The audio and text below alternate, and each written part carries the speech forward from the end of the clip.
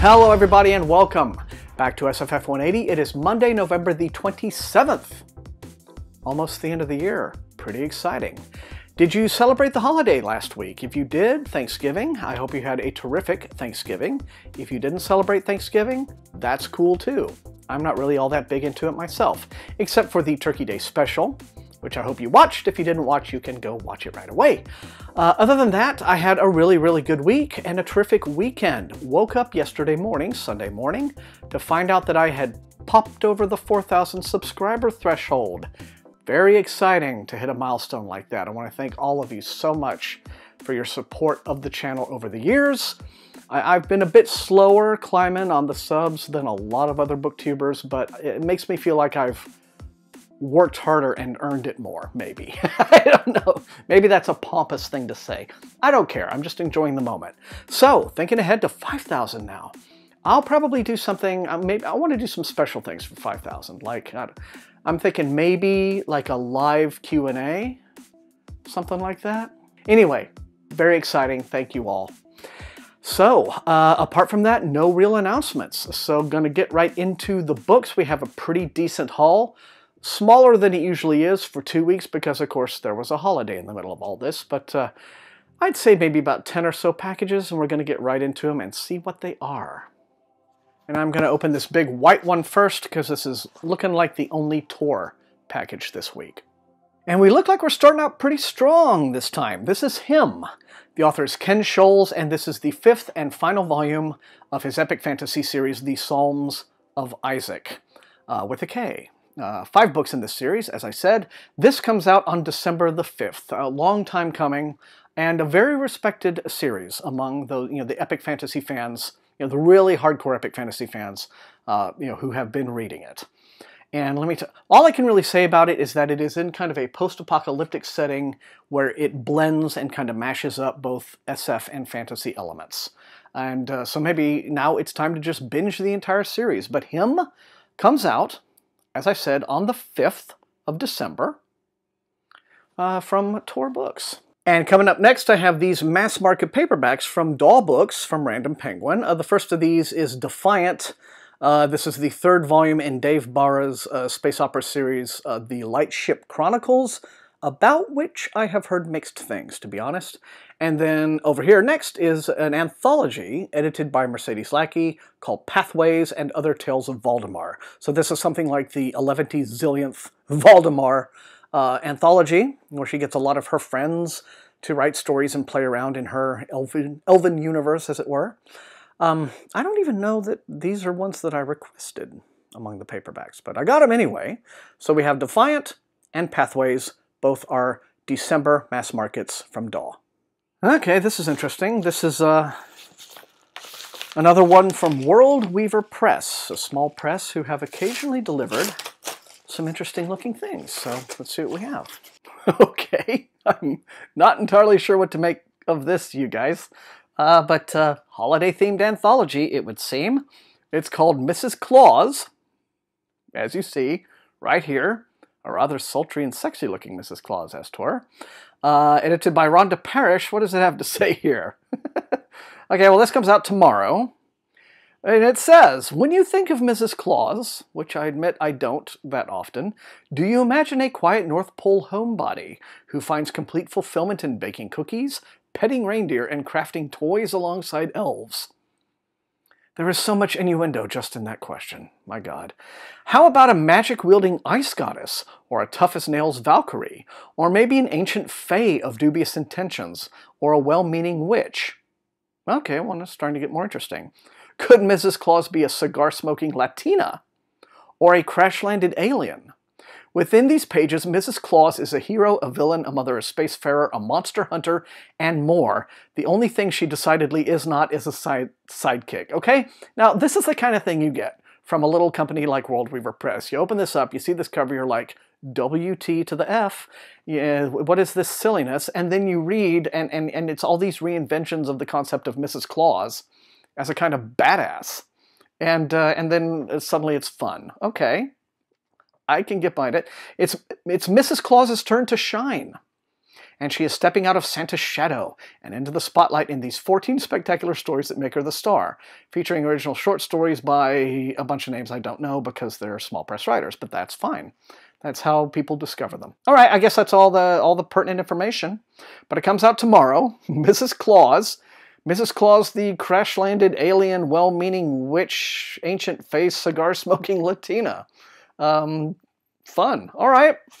Maybe not necessarily my thing, but I think I may know somebody to surprise with this. And I'll just see what they have to say. Okay, here's a thin little random penguin package. Okay, this one is exciting. Pay attention, because I am going to be covering this book in a video in December. That is a video that I've actually been planning for more than a year. It's one I'm very excited about. It's going to be one of 5 books that I cover in that video. But this is a book called Ice, and the author is Anna Kavan.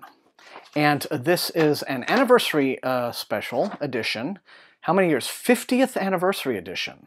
That's right. Now, why haven't you heard of this book?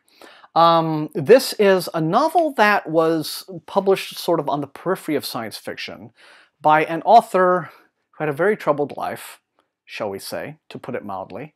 This was the last book she ever wrote before her death. And it's the only one that is really kind of like this one. It is a sort of slipstream, weird novel set in this apocalyptic scenario where the entire world is freezing over. And it has to do essentially with this. I don't want to say love triangle because that sounds trite, but you have these 3 sort of archetypal characters. You have the woman who is the object of the pursuit.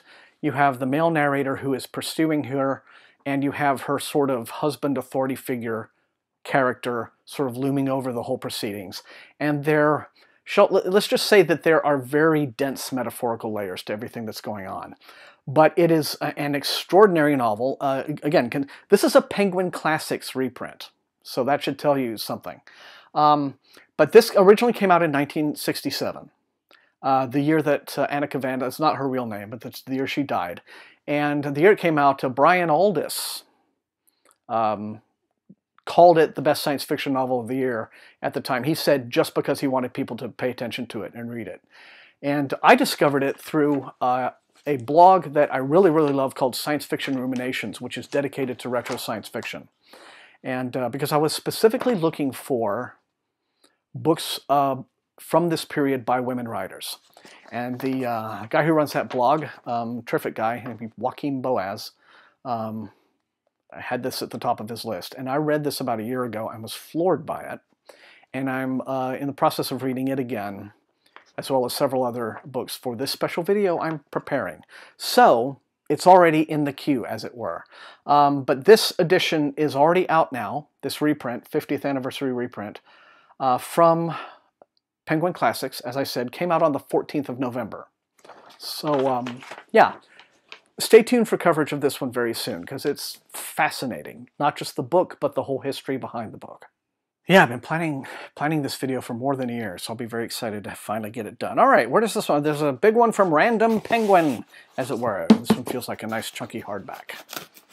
Okay, I was wrong. It's not, but it's next best thing. This is an arc for Iron Gold by Pierce Brown. This is a new novel set in the Red Rising universe, 10 years after the events of Morning Star, final book in that trilogy. So, looks like I might be wanting to fast track this one.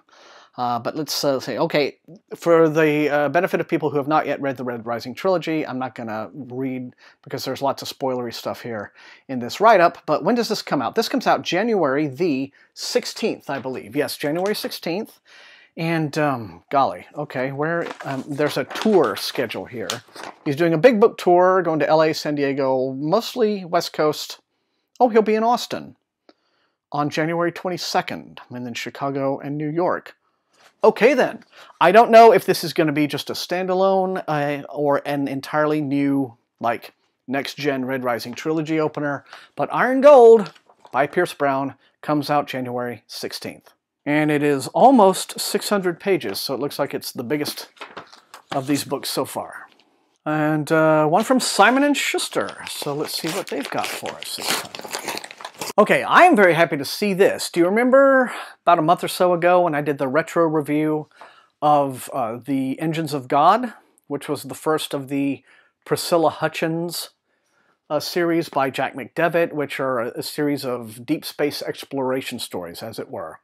Well, here is the newest one of these. It's called The Long Sunset. He has switched publishers. He's coming out from Saga now. This comes out in April. April the what? Let's have a look here. April 17th. This will be out, The Long Sunset. And what can I'm going to have to hold it like this to read it, because otherwise I won't be able to. As world politics shift from exploration to a growing fear that the program will run into an extraterrestrial race more advanced than humanity, an interstellar message is discovered. This may be Priscilla Hutchins's last chance for a mission before interstellar travel is shut down. Hutch has been the Academy's best pilot for decades. She's had numerous first contact encounters and even become a minor celebrity. But this message is a piece of music from an unexplored area. As paranoia grows, Hutch and her crew make an early escape to interstellar space, and what they find at the other end of the galaxy is completely unexpected. Each of these books in this series can be read as standalones, which structurally I think is really, really nice. I have my favorites. I have ones that I don't like so much, but if you like this kind of science fiction storytelling, that's very kind of old school in its real nuts and bolts approach, but still with exciting adventure and good characters. These are worth picking up. But The Long Sunset, the newest one, as I said, comes out April the 17th from Saga Press. Okay, this will be kind of hard to see because it's just got this sort of generic archy cover on it, but this is a collection of short fiction by Daniel H. Wilson, who wrote Robopocalypse and the sequel to that and some other stuff. This is called Guardian Angels and Other Monsters, and it comes out on March the 6th. Readers will occupy the minds of robots, physicists, mothers, and fathers, immortal automatons, and more in these thrilling and mystifying stories. In all kinds of proof, a down-and-out drunk makes the unlikeliest of friends when he is hired to train a mail-carrying robot. In Blood Memory, a mother confronts the dangerous reality that her daughter will never assimilate in this world after she was the first child born through a teleportation device. In The Blue Afternoon That Lasted Forever, a physicist rushes home to be with his daughter after he hears reports of an atmospheric anomaly. There you go, Thomas. Which he knows to be a sign of the end of the Earth. I think I've read that one. That was in Carbide-Tipped Pens. What was the name of that anthology? Yeah. Anyway, I think I've read that one. So, and many others. Okay, so you get the idea. Short fiction collection from Daniel H. Wilson on March the 6th. The Guardian Angels and Other Monsters. And moving on, I have this one from HarperCollins. Well, this certainly is unexpected. This is called Destiny's Conflict. Okay, now you want an elaborate, to the point of almost being confusing, epic fantasy series in terms of its chronology and everything. This author is Jenny Wirtz, whom many of you might know. And the overarching series title for all of these books is The Wars of Light and Shadow. This is Volume 10, but it is the long-awaited second book of the fourth story arc. Okay? So, might just be easier to think of it as book 10 of the whole thing. Hard to describe, like, who would you read and then like her, shall I say. Might be hard to, maybe Barbara Hambly, maybe Robin Hobb, not quite so sure, but in any event, if you are familiar with Jenny Wirtz and you've been following this series for many, many years, first volume is called Curse of the Mist Wraith. Then you will be very, very excited to see this. But Destiny's Conflict comes out January the 23rd, the penultimate volume of the Wars of Light and Shadow. And finally, I have this arc from Pyre, from Prometheus Books, and this one's kind of a long time coming. It's Blade and Bone, and it is the third volume in the Book of the Black Earth series by John Sprunk. The first two volumes were Blood and Iron and Storm and Steel.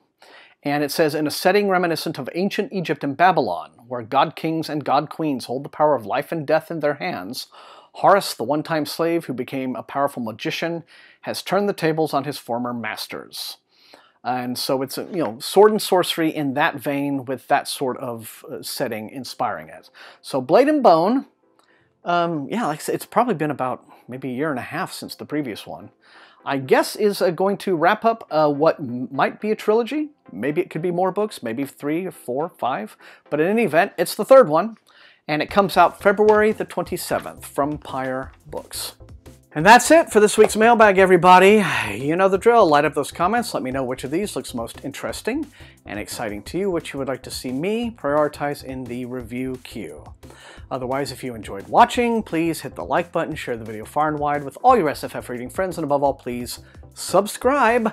Let's hit that 5,000, because that's how SFF180 grows. You can also support the channel at my TeePublic store and at my Patreon, where recruits into Wink's army get little things like sneak peeks and early access and stuff like that. And so I want to thank all those people for their awesome extra support. I want to thank you for being amazing viewers. And until I see all of you next time, happy reading.